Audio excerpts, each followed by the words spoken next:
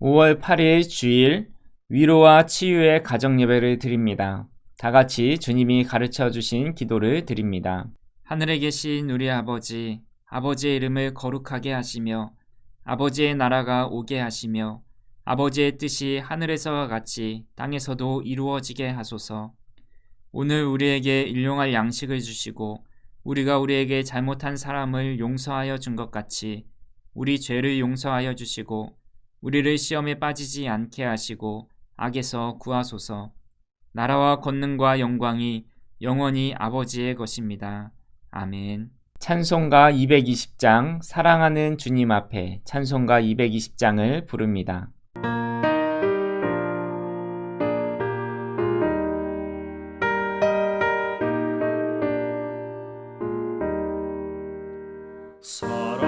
사랑하는 주님 앞에 형제자매 한자리에 그 시련에 생각하며 즐거운 찬송 부르네.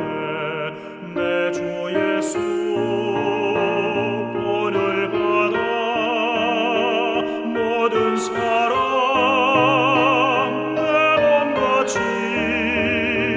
환난 근심 위로하고 진심으로 사랑하세. 사랑하는 주님 앞에 온갖 충성 다 바쳐서 괴로우나 즐거우나 주님만 힘써서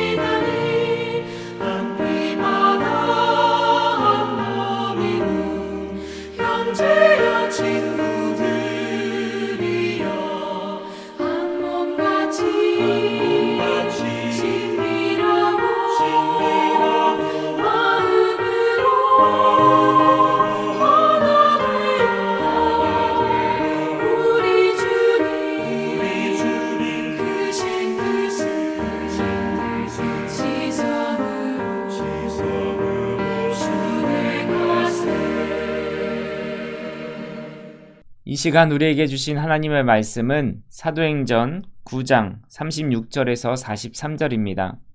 사도행전 9장 36절에서 43절을 한 절씩 교독하겠습니다. 욥바에 다비다라 하는 여제자가 있으니 그 이름을 번역하면 도르가라. 선행과 구제하는 일이 심히 많더니 그때에 병들어 죽음에 시체를 씻어 다락에 누이니라. 룻다가 욥바에서 가까운지라.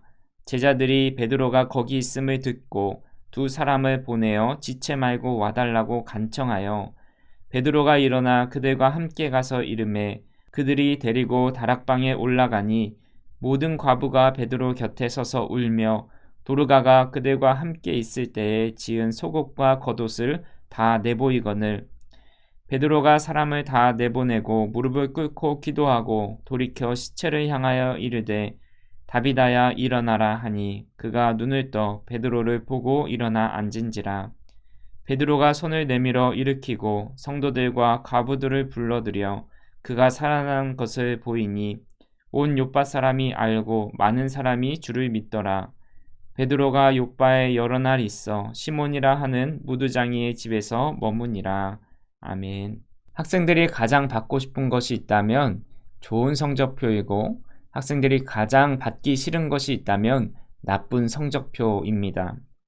성적이 그 학생의 모든 것을 말해주지는 않지만 학창 시절을 어떻게 보냈는지를 보여줍니다.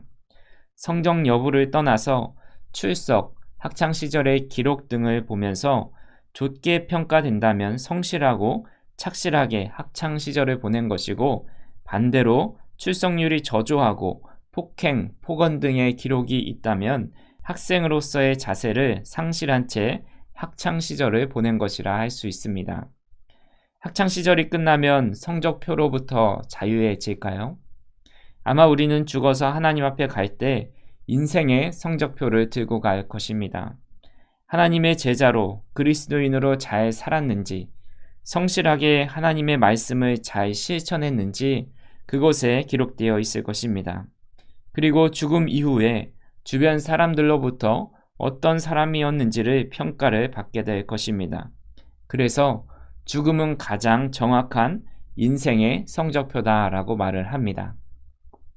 오늘 말씀에는 하나님이 보시기에 좋았을 뿐만 아니라 사람들 앞에서도 그의 죽음을 진심으로 안타까워하며 애도하게 할 만큼 선하고 아름다운 삶을 살았던 한 제자가 나옵니다. 그녀의 이름은 다비다입니다. 36절에 보면 욥바에 다비다라 하는 여제자가 있었다고 기록합니다. 성경에서 유일하게 여제자라고 표현한 사람이 바로 다비다입니다. 일반적으로는 성도, 집사라는 표현을 쓸 수도 있지만 여제자라는 호칭을 통해서 그녀가 사도와 버금갈 정도로 예수님께서 가신 길을 본받고 따랐던 사람인 것을 알 수 있습니다. 이 여인은 선행과 구제하는 일이 심히 많았다라고 합니다. 선행이란 착한 일, 좋은 일, 친절하게 행하는 일, 옳은 일을 행하는 것을 의미합니다. 구제라는 말은 어려운 사람을 도와주는 일을 말하는데 여기서 긍휼의 마음, 배려의 마음이 함께 있는 것을 의미합니다. 그런 선행과 구제의 마음이 심히 많았다라고 기록한 것은 한두 번 구제와 선행을 베푼 것이 아니라 그의 삶 전체에서 선행과 구제가 가득 차 있었다라는 것을 알 수 있습니다. 성경은 다비다가 어떤 조건을 갖고 있었는지 기록하고 있지 않습니다. 하지만 그녀는 부유한 사람도 또 세상적으로 굉장한 인물도 아니었을 것입니다. 다른 사람 밑에서 옷을 만들거나 혹 개인이 옷을 만들어 파는 개인 사업자라 할지라도 작은 영세 사업가에 불과했을 것입니다. 한마디로 우리와 다를 바 없는 형편의 사람입니다. 하지만 그녀는 자신이 가진 것에 연연하지 않고 자신이 할 수 있는 것으로 선행과 구제를 심히 많이 하게 됩니다. 그리고 그녀가 선행과 구제의 대상으로 여겼던 이들은 과부들입니다. 다비다가 병들어 죽게 되었을 때 베드로가 시체에 누인 곳에 가보니 욥바의 모든 과부가 모여 울고 있었습니다.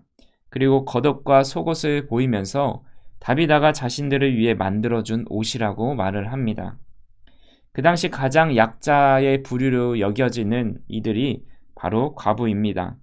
과부들은 선행과 구제를 해도 그것을 갚을 능력이 없습니다. 마치 밑빠진 독에 물 붓듯이 하듯이 계속 주기만 해야 합니다. 그리고 그가 만들어준 옷은 겉옷도 있지만 속옷도 있습니다. 속옷은 다른 사람 눈에 띄지 않습니다. 즉 그녀의 선행과 구제는 아무도 모르게 은밀하게 했음을 볼 수 있습니다.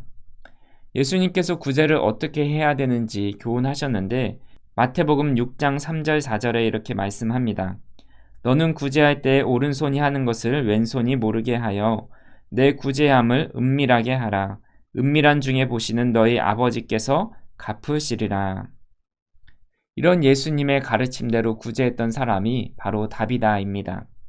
그렇기에 그의 죽음 앞에서 과부들뿐만 아니라 많은 사람들이 슬퍼합니다.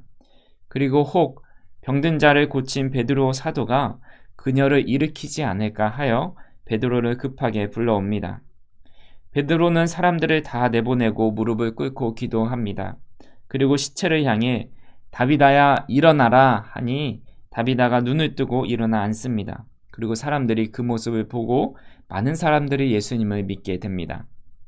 다비다의 성적표를 보며 우리는 우리가 살아가야 할 방향, 제자의 삶을 알 수 있습니다.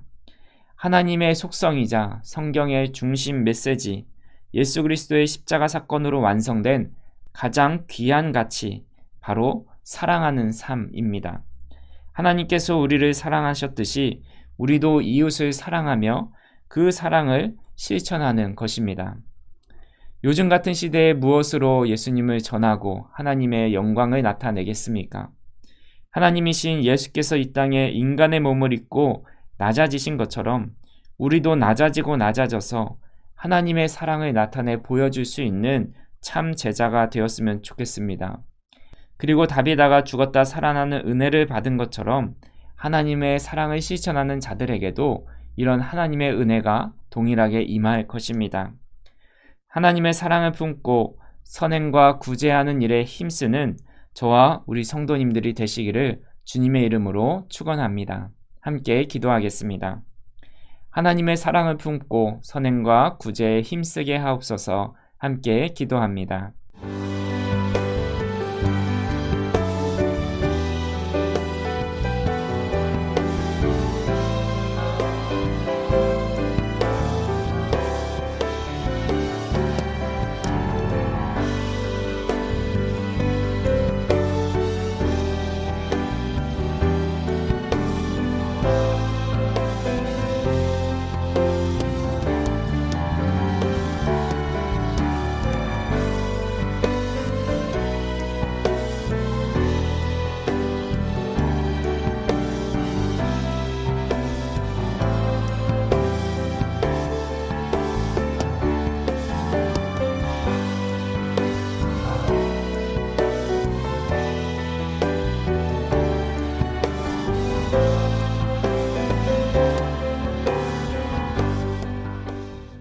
사랑과 은혜가 충만하신 하나님 감사합니다. 예수 그리스도를 통해 참 사랑을 알게 하시고 그 사랑을 나타내며 살았던 다비다의 모습을 묵상하게 하시니 감사합니다. 여제자로 살았던 다비다의 모습을 본받아 참 제자로 살아가는 우리 모두가 되게 하여 주시옵소서. 그런 삶을 통해 하나님의 영광을 나타내게 하옵소서. 예수님의 이름으로 기도합니다. 아멘.